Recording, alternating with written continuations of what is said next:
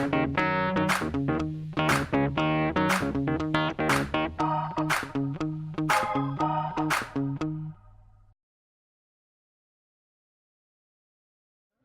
year of Comic-Con, another year of Marvel Television. Come on. We're rocking the house. Hello. Hello again. Hey, everybody. What's going on?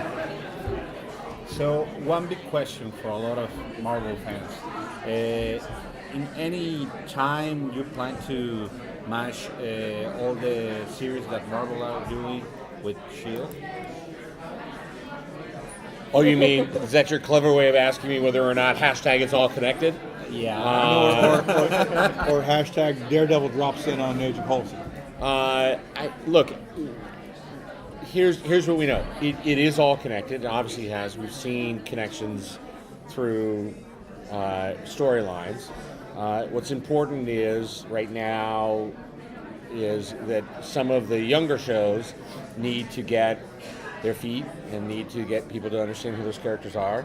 And, anything is possible. Okay. Hashtag anything is possible. A lot of You people see are that? a lot of people are expressing concern about the shift to 10 p.m. Should fans be concerned about that? Who's expressing those concerns? When you say a lot of people, would you say it's more than 4? I've heard more than 4 people And online less than say 12? yes. And the concern is Because when people just get concerned that when something gets shifted to a later time slot, that means it's on the way out. That would be bad for all the shows that have been on the air for 10 o'clock for like 20 seasons. So I'll take the Castle 8 years. Yeah. I don't know why they shifted us. I mean, we started at 8. They moved, Look, there are advantages and disadvantages to every time slot. 8 o'clock we had, like my daughter was growing up, and 8 o'clock a lot of kids can watch it live at 8 o'clock. When we moved 9 o'clock, a lot of families went, oh, it's too late, so they do it differently. 10 o'clock, it allows it, we look at it as an opportunity to tell stories a little bit differently and focus on our audiences a little bit differently. And where really the first season it was much more really like, I would say a lot of the WB shows are 8 o'clock shows. Yes. And are targeted right in a younger way that way. Yeah. And so going to 9, I think you noticed the last couple of years a little bit more grown up stuff, still sort of family themed stuff, still not inappropriate, but I think 10 o'clock we can push that a little bit more. And if it's Saturdays at 10, I'd be worried. How much will season 4 draw from the comic books, the story arcs of season 4? How much will they draw from the comic books? Well, we always use the comics as inspiration. The feeling in general for all the Marvel television shows, but particularly for S.H.I.E.L.D.,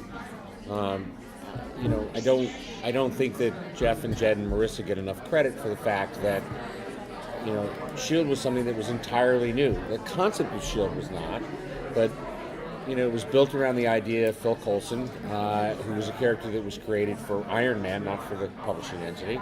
And then the other 5 characters that were part of the team were all brand new characters. What's wonderful about it is those characters are now filtered into the publishing division, and so they're now in comics. It's been one of those strange things where television bred comic book characters. But certainly in terms of tone and attitude and overall storytelling, we're very excited. I mean, one of the things that we announced today is that Ghost Rider is going to be blazing into Marvel's Agents of S.H.I.E.L.D., and that would not have happened had Ghost Rider not only been published for the last 30 years as part of the comic books, but also has been recently reinvented in the character Robbie Reyes, and so that's an inspiration for where we're going. He also has a really cool car. No, but I would also say the way we've drawn so far, because people like to see characters from the Marvel Universe, and so drawing on Secret Warriors characters as we went, drawing on Inhuman characters, those are the sort of things where we can take characters that people will know and recognize and be excited about, and then find ways to put them into our stories. And so if we can find a great antagonist or a great character, Like Hive last season. as an Inhuman, like the fact that who Sky was Daisy, we knew she would be Daisy Johnson from Secret Warriors. We had Hellfire last week. Last week. It was last week to us, but Hellfire from last season, drawing those Inhuman characters was something for us to lean on without going to, an Inhuman city on the dark side of the moon. So we can do certain aspects like that. And then also, what we've always believed is there's no point in taking a story directly from the comics and just making it into a live action. Everything, you already know the end of that story. It's disrespectful to the original material, and it's kind of a waste of time on the television side. I'd like to do it. It would be easier. Yes, the writers would have a much easier time. So you guys have had the theme of, you kind of mentioned it here, the Inhumans, you have Secret Warriors, you're bringing in Ghost Rider now. What is that theme for the next season kind of going to focus around? Is it focusing on magic? Is it focusing on, what is the focus going to kind of be there? Without getting too far ahead of myself, the way it made sense to us was, Ghost Rider is a vengeance demon. And last year, there was a fair amount of vengeance happening. Daisy was going out, doing her stuff. Coulson was doing vengeance with Ward and that sort of stuff. So a lot of those attitudes were explored. At the end of last season, we saw Daisy kind of split off and go on her own, sort of Batman style. And so it seemed like to bring a You character... mean more Daredevil style. And by Batman, I mean... Daredevil. Batman. And says the man who wrote some of the best Batmans ever. Daredevil. And Daredevil. Okay, he's wearing yellow. Daredevil yellow. And so to us, it seemed like thematic stuff that could play in the comic. Robbie has a brother, Gabe. Family stuff is always at the center of S.H.I.E.L.D. relationships, how Coulson treats Daisy, all those family relationships. So it felt, though the supernatural magic aspect is different, theming-wise, it felt like it fit really well. But I'd also go to the place which is where we originally started S.H.I.E.L.D. as this was an entity which looked after and explored the strange, the odd, the bizarre, and determined whether or not those things were dangerous, and then had to figure out where they were going to go with that. And so this to me felt like a very obvious place to go in the sense of, okay, here's something that is strange and new and odd and weird, so shouldn't S.H.I.E.L.D. be checking it out?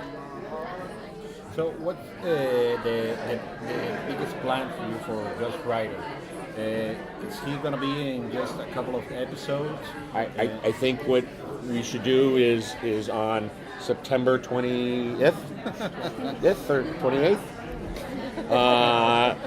On our premiere night. ABC, 10 o'clock, 9 o'clock Central. Central That's all I know. is the place to find out. That cookie looks so dry. I'm gonna tell you right now. Man, it's been a ceramic for all day, man. Got kind of full, so I'll save it for later, So the relationship between Mac and Coulson is really unique because it seems like Mac is always checking Coulson, but Coulson kind of has gone from not trusting Mac to kind of really depending on him and actually making him kind of temporary director for a while. Can you talk a little bit about that relationship between your two characters on the screen right now, going into the next season? Yeah, what's your problem, man? Why you always giving me a hard time? But that's a good thing, though, right? It is a Somebody good should question him. Why? Using our resources for personal What, you mean gain. just because I came back from the dead and have alien blood coursing through my veins? Matt came at Coulson at every turn and was very, very suspicious, and certainly came out of his stuff. God, was that the end of season 2? Oh, yeah. When you went down, when you were taken over by the Kree energy, Yeah. he had that alien possession, and it made him very suspicious of all things inhuman, and very suspicious of Coulson. And yet Coulson's leadership style, is the way they wrote him, was he kind of welcomed it. And in fact, when Inhumans started popping up everywhere, he assigned the first response team to be Daisy, an Inhuman, and Mac, the person who's most suspicious of Inhumans, which I thought was an interesting choice, and I liked it. And somehow or another, it seems like he seems to have won Mac's at least grudging respect to the point where now they're in the field together. He You know, hasn't killed me yet. It's funny, you know what? The thing is, I remember there was a speech I made when you wanted me to take over, Yeah. and I said, oh no, when I initially left. Yeah, he said, I don't want to deal with this. Yeah. There was, they had all these lines and everything, and I specifically asked, I don't know if you knew this, I wanted to say, I like you, whatever, but I respect you. I actually wanted that line put in there. Did you know that? No, Yeah. Because I'm just saying, I just wanted it to. Yeah, because we've been hitting the other note a lot. Yeah, and I thought at that moment, even though Mac felt that way, was 2? No. It was the end of season Yeah, 2. It was season going 2. into the finale on the ship. I wanted to establish that Mac did respect him. So even that I though- would know that when you cut my hand off. Exactly. No hard feelings. No hard feelings. Can you talk about the challenges you guys both overcome playing your roles, and how is it working with each other going into season 4? Serving it up. Go ahead, Henry. Wait, the challenges of The challenge of working with me. Working with Agent Coulson and then preparing for your character as well. working with Clark or Agent Coulson? With Clark. Okay, with Clark. If you can find a difference, let me know. There's no challenge. The thing I like about Clark, because he's a director as well. I don't know if you all knew that, but darn good one too. No, but he comes to the scene with a different perspective, and that's as a young, I'm not that young anymore, but as an actor, I like No, to. but you look young. I like to work with people like that because we just have our actor's perspective, but he sees things from a director's perspective as well. And for me, I watch him and try to learn as much as I can. So it only helps me be a better actor. That's the advantage of working with him. Can you talk a little bit about how Coulson is still dealing with Ward and the ramifications of that decision he made? How has that changed him, I guess? I mean, they had a great line last season, which was, I thought this would come back to haunt me. I just didn't think it would actually come back to haunt me. When Hive showed up, Ward was his responsibility. I think he always felt guilty that he hadn't seen Ward for the Hydra traitor that he was. And so when he killed all these people and maimed his team members, I think he always felt responsible for that. And then also when he actually made a deal with Ward and they took him on a mission just because he had no alternative. It was so pure pragmatic Coulson, and that really backfired. And it cost Rosalind her life in front of him, and I think he really felt responsible for that. And I also don't think I think he, on the one level, he felt like it was time to resolve this issue and to end this guy, and that was his responsibility. And then later, I think he felt I really crossed the line. Complex stuff that they wrote there. I don't feel like he had a lot of choices. There were those who said, well, you could leave him on the planet. We'd already seen 2 or 3 people come back from this planet.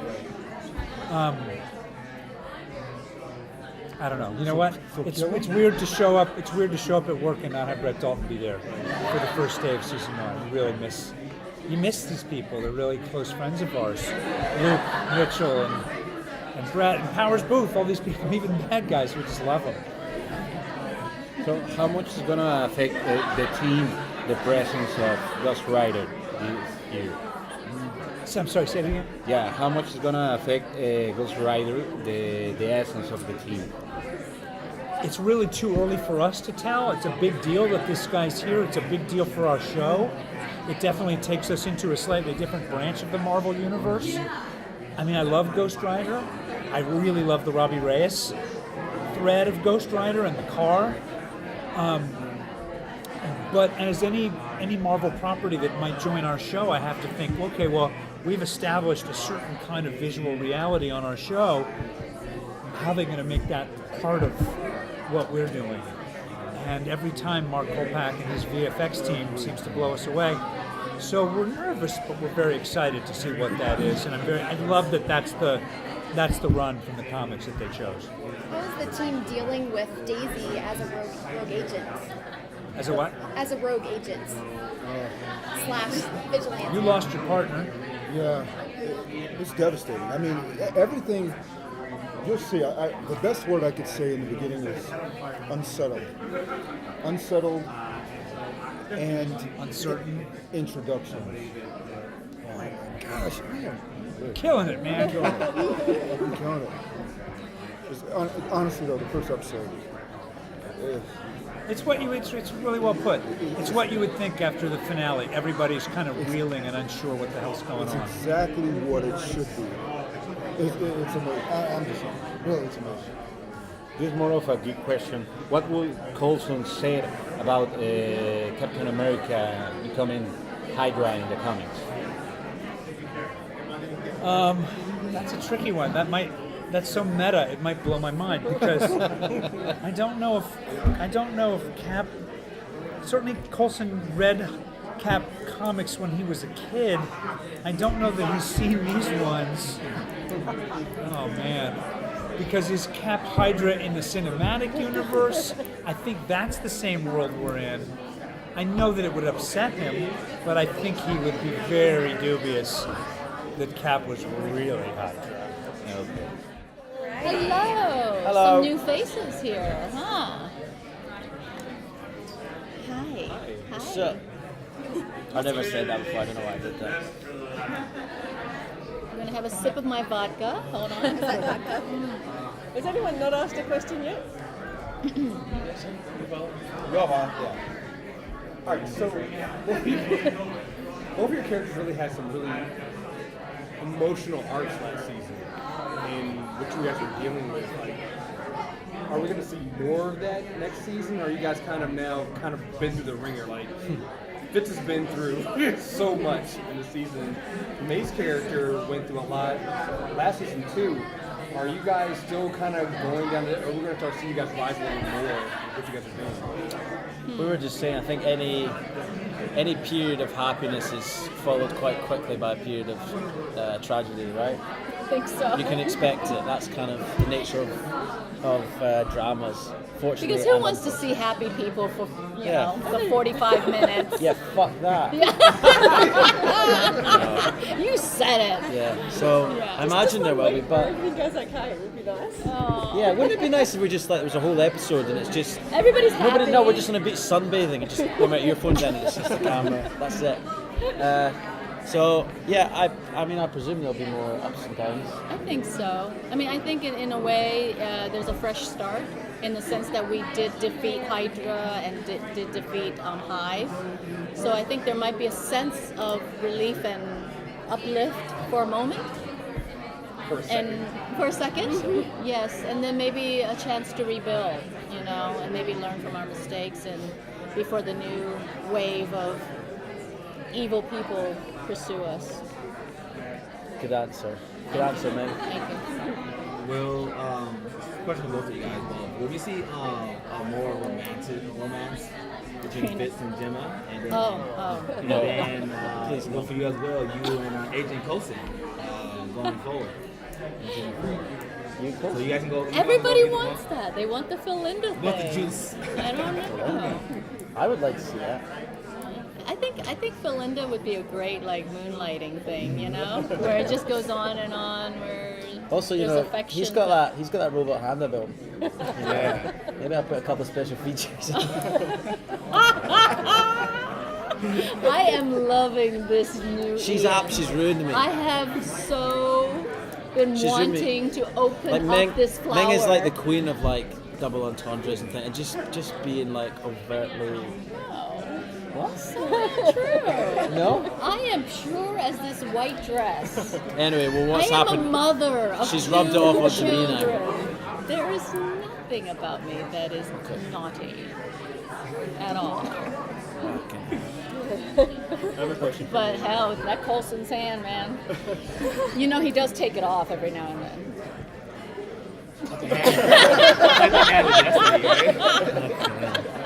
Then do you think after everything that May experienced this last season, that she would be willing to take up the mantle of director? That question gets asked, and my answer to that is it's a surprising question, only because May has always been so reticent about either coming back to S.H.I.E.L.D. after her experience at Bahrain, and I think for her, it would be a very interesting choice to make. She's arguably the most capable. Well, she's capable. It's whether she wants to or not, right? Sure. Aside from being killed off, what's the worst thing that for you that could happen to your characters? I mean, Being you know, that May asks fits out on a date and he says yes. No. What's the worst thing that could happen? I suppose the you know, something would happen to I mean, Simmons. That would suck. That would Been through totally some pretty horrific stuff already. I mean, what else could Yeah, but like, you know, the only, you know, something like serious happened to Simmons and she had to leave or something. And Yeah, that that would would be. suck. I mean, last season was so tough on us as actors because we get so close as a family, and to lose some of our family members like Brett and Luke, and I mean, and even in the past seasons, it's very traumatic for us. A lot of times when we do certain scenes, it's mixed on with real emotions. But selfishly, I would, after having done 33, I never hope my character ends up being disfigured and I have to always constantly go into prosthetics, makeup, every time I have to be in front of the camera. So I wouldn't want that to happen. I'm sorry. Yeah, go ahead. This is a question for May. How will we see May adjust to life without Andrew? I think she just buries it. I think she's very capable of not coping with those traumas, and even even in the instance of being there with him and seeing his body and that he's dead, she just shuts it all down. She might kill more people. Seem excited about that. So scary. So, to piggyback off of that, from after last season, are we seeing some of the agents going back to their season 1 characters? Kind of, May kind of opened up for a while there. Are we going to see her, like you said, she's going to kind of close off? Are we seeing other characters now kind of reverting back to their safe place, if you will, which is to kind of close off? Possibly. It's so difficult for us to answer those questions because we might want our characters to go one way or another, and we really have no control over it. We're basically those pawns that our chess play masters move around, and it's our amazing writers, and I wouldn't want their job. So they do an incredible job in figuring out how to jigsaw puzzle all those storylines together and make our characters, do things that we normally wouldn't even think they would do. Yeah. Like me and you, dating. Having little babies.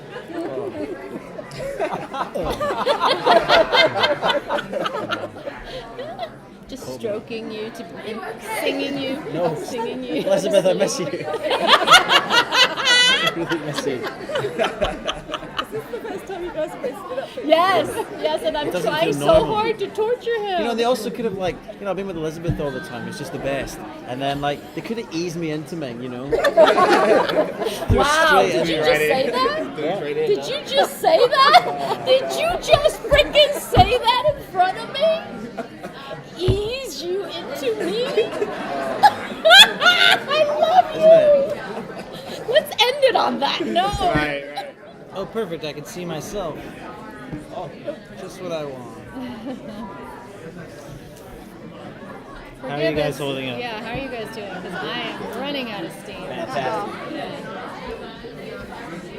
So, season 4. Season 4.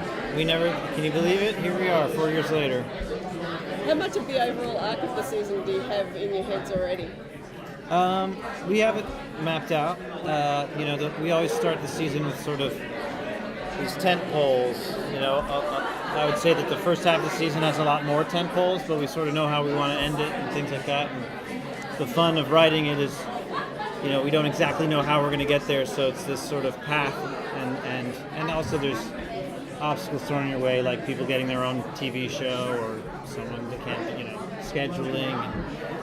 But we have a good idea, and we're pretty excited about it.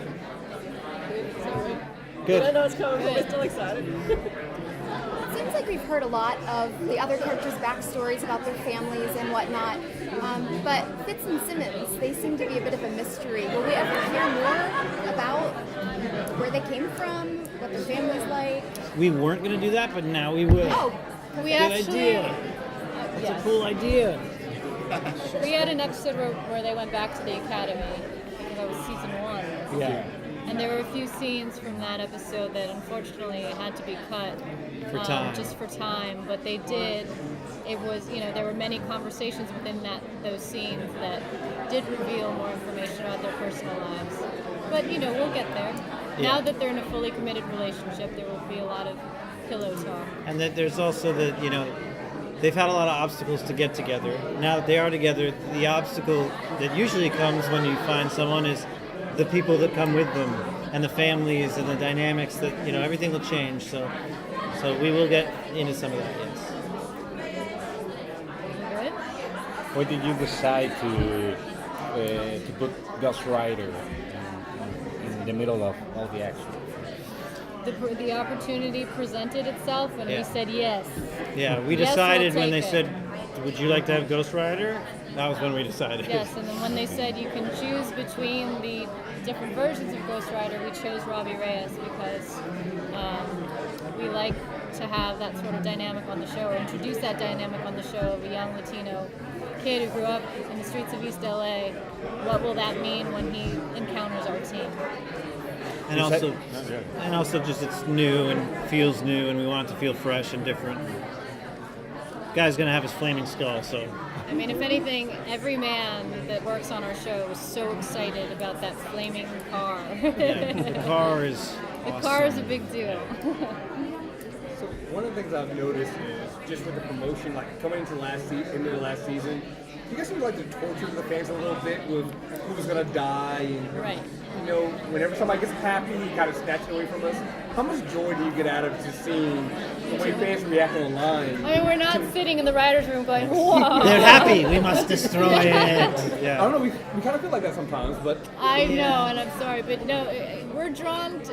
We basically like to create stories that we are drawn to.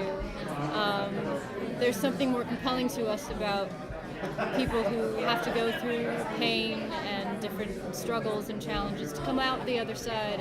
And yes, it does seem that whenever anyone has any moment of joy or bliss, we completely take that away from them. Right. Each one of our characters has their own version of Joe's Pain. sort of like Yes. journey.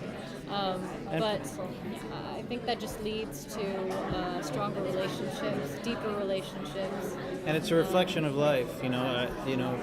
The show is about some wish fulfillment. It's a spy organization. There's planes and all that, but we also wanted to have genuine stakes.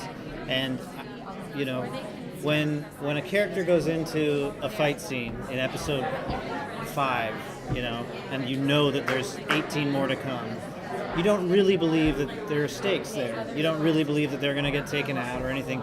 But we're trying to earn the actual fear that something bad might happen to them, because it's a spy show. The stakes are high, and we want them to feel high. So all these decisions are made, you know, with that in mind. And also, for us, the things we're drawn to is sort of that bittersweet. We love. There's nothing. Fitz and Simmons feels so good because other people haven't had that, and so, you know, we think the show is more rewarding because of it. Now, does the Twitter sphere believe that? I don't know, and they certainly let us know about it. And then today in the panel, this I don't know if you kid. guys were there. This Yes. kid Oh got my up. I mean, God. he couldn't have been. He wasn't 8. He was like 6. When did you have the feeling When to did you kill? have the feeling to kill Ward and Lincoln? And I God. was just. Oh my God, And it was we the have most a- heartbreaking. We're we- now parents, new parents. Our daughter is 14 months old, and that kid just. Oh my Seeing a kid God. go, you took my dream, my my heart isn't even full sized yet, and you broke it. You know, it was brutal. Oh God, So we'll never recover from it. yeah. So this year it's going to be like popsicles and water slides. You know? Yeah. And Ghost Rider. Thank you all so much. Thank you.